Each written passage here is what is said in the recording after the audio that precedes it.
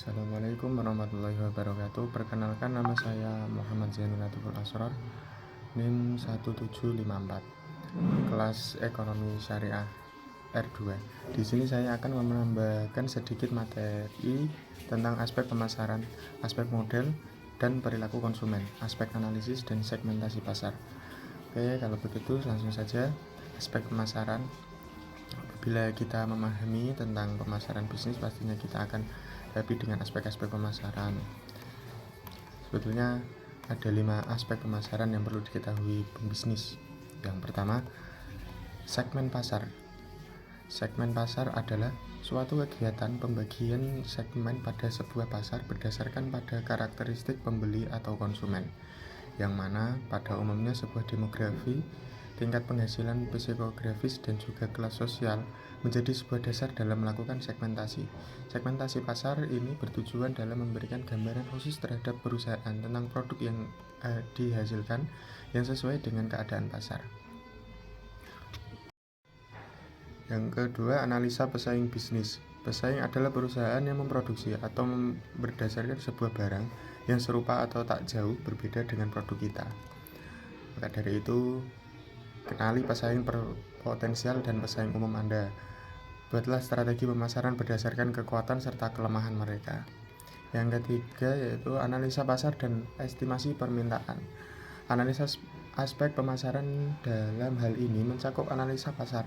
Analisa aspek pemasaran dalam kewirausahaan merupakan salah satu tahap yang harus dilakukan dalam merencanakan sebuah strategi yang sesuai dengan kondisi pasar. Yang keempat, promosi penjualan. Dalam dunia marketing, promosi adalah sebuah kegiatan yang sangat penting untuk kita lakukan. Promosi dilakukan untuk menawarkan produk atau jasa yang disediakan kepada calon konsumen agar melakukan pembelian. Promosi ini dilakukan untuk memberikan informasi dan menarik sebuah minat dan perhatian konsumen. Untuk yang terakhir, spesifikasi produk dan diferensiasi.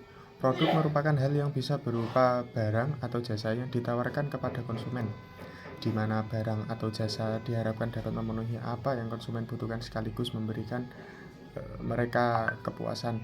Nah, spesifikasi produk yang dimaksud misalnya saja pada bentuknya secara fisik, apa mereknya, bagaimana produk disebut dikemas, apakah disertai garansi, dan lain sebagainya. Aspek pemasaran tentu memiliki tujuan, diantaranya dapat menguasai pasar, dapat meningkatkan penjualan dan laba perusahaan, untuk melayani pihak tertentu, bisa mengurangi adanya persaingan pasar, dan dapat menaikkan jumlah produk di pasar. Selanjutnya, aspek model dan perilaku konsumen. Untuk menjelaskan teori perilaku konsumen, diperlukan model perilaku konsumen sehingga teori tersebut dapat dipahami secara menyeluruh. Biasanya model-model perilaku konsumen digunakan untuk menyederhanakan gambaran aktivitas-aktivitas konsumen. Merupakan penjelasan dari beberapa model perilaku konsumen yaitu yang pertama yaitu Pavlovian model. Pavlovian model yang digagas oleh Ivan Pavlov ini terdiri dari 3 indikator, yakni drive, drivers, dan reinforcement. Yang kedua yaitu model input, proses, output model. Model ini juga terdiri dari 3 indikator, yaitu input, proses, dan output. Yang dimaksud dengan input adalah strategi marketing dijalankan oleh perusahaan. Strategi ini meliputi 4 poin, yaitu produk, harga, tempat, dan promosi. Proses berhubungan dengan bagaimana seorang konsumen melakukan proses transaksi, dan yang terakhir, output adalah respon yang diberikan oleh konsumen terhadap produk.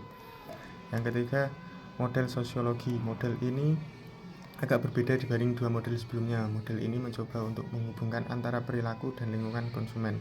Lingkungan terbagi menjadi primary dan social society. Selanjutnya, perilaku konsumen. Menurut Kotler dan Keller, perilaku konsumen adalah studi mengenai bagaimana tindakan individu, organisasi, dan kelompok dalam membeli, memilih, dan menggunakan ide, produk, maupun jasa dalam memuaskan kebutuhan dan keinginan pelanggan. Macam-macam perilaku konsumen. Perilaku konsumen dibagi menjadi 2 macam, yaitu perilaku konsumen yang bersifat rasional dan irasional. Perilaku konsumen rasional adalah tindakan perilaku konsumen dalam pembelian barang dan jasa yang mengutamakan aspek kebutuhan dan kepentingan. Ciri-ciri dari perilaku konsumen rasional meliputi Satu, konsumen memilih barang berdasarkan kebutuhannya. Yang kedua, barang yang dipilih konsumen memberikan kegunaan optimal. Yang ketiga, konsumen memilih barang yang mutunya terjamin dan konsumen memilih barang yang berharga sesuai dengan kemampuannya. Sementara itu, perilaku konsumen bersifat irasional adalah konsumen mudah tertarik dengan iklan dan promosi di media cetak maupun elektronik. Yang kedua, konsumen memilih barang bermerek atau branded yang sudah dikenal luas. Dan yang terakhir, konsumen memilih barang berdasarkan gengsi atau prestis. Selanjutnya yaitu faktor yang mempengaruhi perilaku konsumen. Yang pertama, faktor budaya. Yang kedua, faktor sosial. Yang ketiga, faktor personal. Yang keempat, faktor psikologis. Dari faktor tersebut, yang mengenai faktor budaya adalah penyebab paling dasar dari keinginan dan perilaku seseorang. Yang kedua, faktor sosial, yaitu perilaku seseorang konsumen dipengaruhi oleh faktor-faktor referensi kelompok sosial, keluarga, serta peran dan status. Faktor personal, faktor pribadi yang memberikan kontribusi terhadap perilaku konsumen terdiri dari usia dan tahap siklus hidup, pekerjaan, status ekonomi, gaya hidup, kepribadian, dan konsep diri. Faktor psikologis terdiri dari faktor motivasi, persepsi, pembelajaran, keyakinan, dan sikap. Selanjutnya, aspek analisis. Analisis pasar adalah penilaian kualitatif dan kuantitatif dari suatu pasar. Ini melihat kondisi pasar lebih dalam, baik dari segi volume dan nilai berbagai segmen pelanggan dan pola pembelian mereka, persaingan lingkungan ekonomi, serta hambatan untuk masuk ke pasar tersebut. Untuk bisa mengetahui hal tersebut, analisis beberapa aspek berikut, yaitu segmentasi demografis. Segmentasi demografis memecah pasar Anda menjadi kelompok tertentu yang dibedakan berdasarkan atribut pribadi seperti lokasi, usia, jenis kelamin, pendidikan, pekerjaan, maupun penghasilan. Target pasar. Setelah melakukan segmentasi berdasarkan demografis, Anda akan mendapatkan sekelompok orang yang memiliki karakteristik sejenis, kelompok yang memiliki karakteristik sesuai dengan keinginan Anda. Inilah yang menjadi target pasar utama.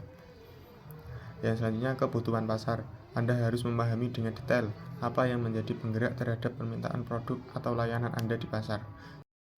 Selanjutnya yaitu kompetisi. Tujuan dari poin ini adalah mengetahui siapa yang menjadi lawan bisnis kita.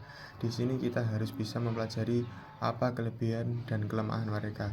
Ide utamanya adalah menganalisis pesaing kita dan menemukan kelemahan yang nantinya dapat digunakan perusahaan kita untuk memposisikan di. Selanjutnya yaitu regulasi, berkaitan dengan aturan-aturan yang sekiranya dapat memberikan dampak langsung terhadap bisnis Anda, baik dalam jangka pendek maupun jangka panjang. Beberapa regulasi yang umumnya berkaitan langsung dengan bisnis, misalnya aturan tentang perpajakan, impor dan ekspor, pendirian bangunan, manajemen karyawan, dan masih banyak lagi. Yang selanjutnya yaitu segmentasi pasar. Jenis segmentasi pasar secara umum terdapat 4 jenis. Yang pertama, segmentasi perilaku. Segmentasi perilaku mengacu pada pengelompokan konsumen berdasarkan tingkah lakunya terhadap produk bisnis yang ditawarkan, mulai dari sikap, pengetahuan, reaksi atau respon, loyalitas, serta penggunaan produk terkait dengan seorang pelanggan. Yang kedua, segmentasi demografis. Jenis lainnya dari segmentasi pasar adalah demografis, di mana pengelompokan konsumen berfokus terhadap aspek seperti usia, jenis kelamin, pekerjaan, pendidikan, status menikah, dan lain sebagainya. Yang ketiga, segmentasi psikografis, yaitu lebih cenderung berhubungan dengan aspek psikologis pelanggan. Umumnya, pelaksanaan segmentasi ini cukup rumit lantaran Anda wajib memahami selera target konsumen secara mendalam. Yang keempat, yaitu segmentasi geografis. Jenis terakhir segmentasi pasar, segmentasi geografis, yaitu pengelompokan konsumen menurut aspek lokasi seperti tempat tinggalnya. Segmentasi satu ini tentu tidak kalah penting dari lainnya, mengingatkan kebutuhan maupun kegunaan suatu produk dan jasa selalu akan berbeda-beda tergantung pada lokasi, keadaan maupun cuaca. Selanjutnya yaitu tujuan segmentasi pasar. Yang pertama, mengenali kompetitor bisnis. Yang kedua, meningkatkan pelayanan menjadi lebih baik. Yang ketiga, bahan evaluasi dan perencanaan bisnis. Jadi lebih mudah memahami dan mempelajari setiap strategi pemasaran karena selalu melakukan evaluasi. Yang keempat, meningkatkan efektivitas strategi pemasaran. Kiranya itu materi yang dapat saya sampaikan, kurang lebihnya mohon maaf. Assalamualaikum warahmatullahi wabarakatuh.